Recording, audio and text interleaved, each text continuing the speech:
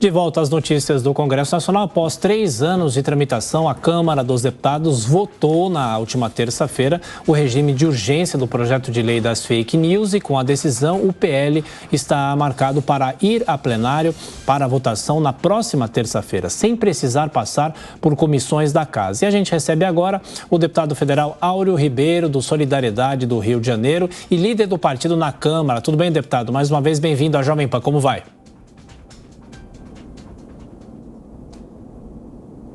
Deputado, estamos sem o seu áudio. Por favor, se eu puder ativar o seu áudio aqui para a gente seguir aqui na nossa entrevista. Não estamos ouvindo ainda, deputado Áureo Ribeiro, para falar sobre o PL das fake news. Lembrando, então, que na última terça-feira o Congresso Nacional, a Câmara especificamente, acabou autorizando o regime de urgência e aí o PL não precisa mais passar pelas comissões. Pelo menos 3 anos já essa discussão na Câmara dos Deputados. Lembrando que hoje a gente já deu aqui a informação sobre o Telegram, mas aí em relação, não tem relação com as notícias falsas, mas sim de grupos que agiam nas redes sociais, grupos neonazistas. E o presidente da Câmara, Arthur Lira, nesta semana autorizou o regime de urgência. Esse é o deputado Orlando Silva, que é o relator desse PL das fake news. Já conversou conosco, inclusive, em outras oportunidades no Jornal da Manhã, durante a programação da Jovem Pan, falando sobre essa tramitação. Esse tema teve um destaque muito grande durante a campanha eleitoral,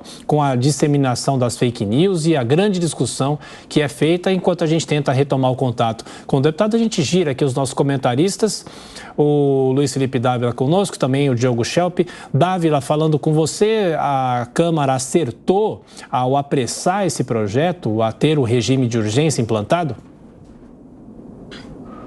De novo, eu acho que errou, porque nós estamos falando de garantias constitucionais da liberdade de expressão.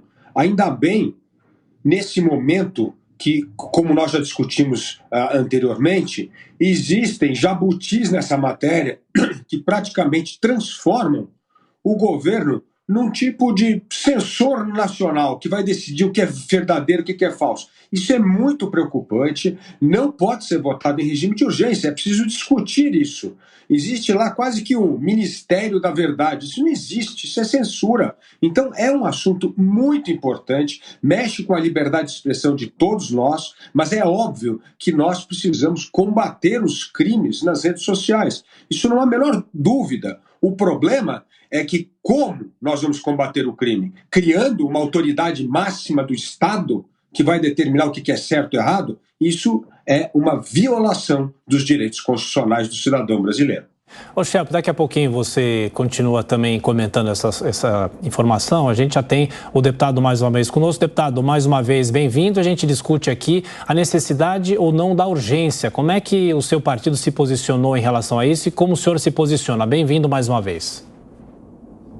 Bom dia. Nós tivemos uma posição muito clara de não votar urgência na Câmara dos Deputados, porque entendemos que essa matéria precisa de ser debatida e discutida, é uma matéria nova, não é um tema fácil de discussão, não é um problema do Brasil, é um problema do mundo, de enfrentar essa questão das redes sociais.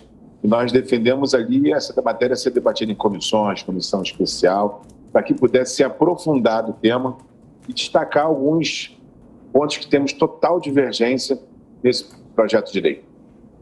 Diogo Schelp, a sua pergunta. Diogo. Deputado, e quais seriam os pontos que o senhor tem de divergência nesse projeto de lei? São os pontos que foram incluídos recentemente após pressão do governo, como a própria criação de um órgão para fiscalizar a aplicação dessa lei? Esse é um dos pontos bem polêmicos. Posso falar que não tem consenso na base para votar essa criação. Isso seria um retrocesso muito grande. Primeiro porque a gente não tem da clareza como é que vai ser, se vai ser um conselho, se vai ser uma agência, qual órgão que vai ser revisor desse conteúdo. Então precisamos esse ponto suprimir, esse primeiro ponto. Mas eu acho que tem pontos mais simples que está sendo votado que complica bem esse projeto de lei, como a questão do anonimato, ponto central do projeto. E a gente tem, quando você no projeto apresentado, no último relatório, você tem ali, quando você patrocina, você sai do anonimato. Quando você não patrocina, você continua no anonimato. Então, É como você tivesse, para ficar aqui bem, como se tivesse na sua residência, uma pessoa picha o seu muro, faz alguma ofensa no seu muro, você é o dono do muro, mas o pichador não é identificado. E aí quem comete o crime? É o dono do muro. Então a gente tem que olhar para isso de uma forma mais ampla. Eu defendo que não tenha anonimato nas redes sociais, que é o ponto central do projeto, e que a gente possa suprimir quase tudo que está sendo votado no PL das fake news, até porque não está tratando mais só de fake news. Ele abriu tanto texto que complica bem a votação desse projeto de lei. Luiz Felipe Dávila. Deputado, muito bom dia. Eu já acho que o senhor tocou no ponto fundamental. O que é importado de Jabuti num projeto desse, e o regime de urgência, vai sim afetar a liberdade de expressão das pessoas. Então, assim, é possível aumentar o grau de fiscalização dos provedores, dos seus usuários, mas não passar por um processo de judicialização. Praticamente ele vai ter o poder de punir. O senhor não considera esse um outro problema muito grave? Ou seja, os provedores atuarem praticamente como agentes da justiça do país? Não, eu considero gravíssimo, né? Por isso que a gente defende não votar o projeto de lei. Eu tenho certeza que isso é muito mais simples do que está sendo colocado. Vou defender essa questão de não ter o anonimato, como está na Constituição Federal.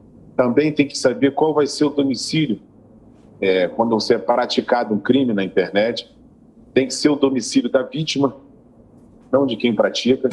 Seria uma falta de coerência muito grande. Você pratica um crime, faz uma ofensa, uma calúnia, e ele, para ter o direito dele garantido, ele tem que se deslocar ou entrar no outro estado para fazer ali a sua defesa. Esse é um ponto polêmico. A liberdade religiosa é o ponto mais polêmico, eu acho, do projeto, da forma de você interpretar. Quem vai ser a autoridade ali para fazer o julgamento do que você postou, do que você colocou, são pontos fundamentais que precisam ser melhor debatidos aqui na Câmara dos Deputados. A urgência do projeto é muito triste a gente votar uma matéria com esse teor na urgência e com tanta coisa acrescentada no texto como foi acrescentada. Eu acredito que a Câmara também, quando votou essa urgência, existe uma pressão popular muito grande, a sociedade está participando desse debate ativamente e acredito que isso pode reverter alguns votos até de quem votou a urgência. Eu estive conversando ontem com alguns deputados.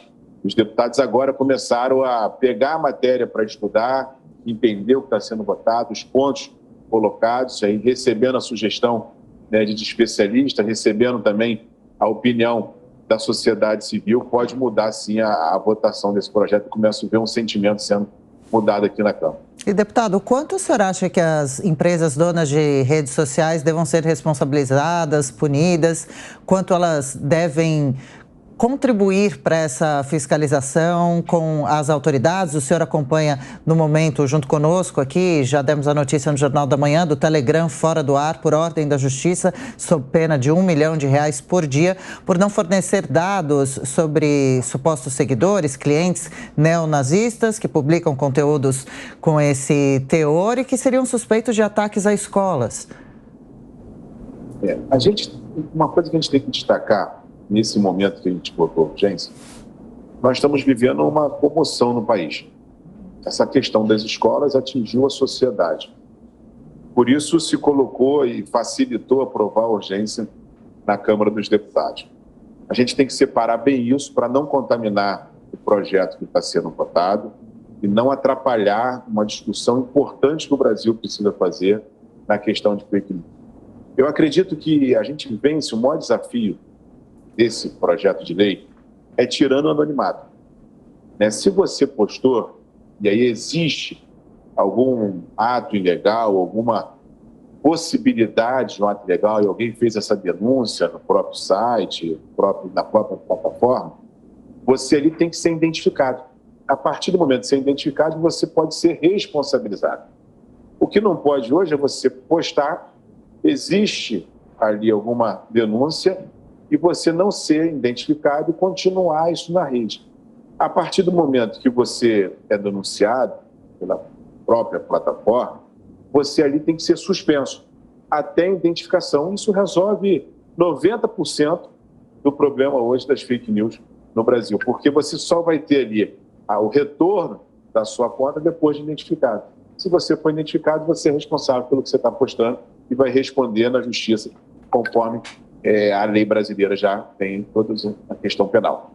Deputado, de qualquer forma, apesar do partido do senhor não concordar com esse regime de urgência, como é que vai se dar essa votação na semana que vem? O senhor acha que o PL será aprovado? É possível fazer mudanças até lá? De que forma o senhor espera essa votação para a semana que vem?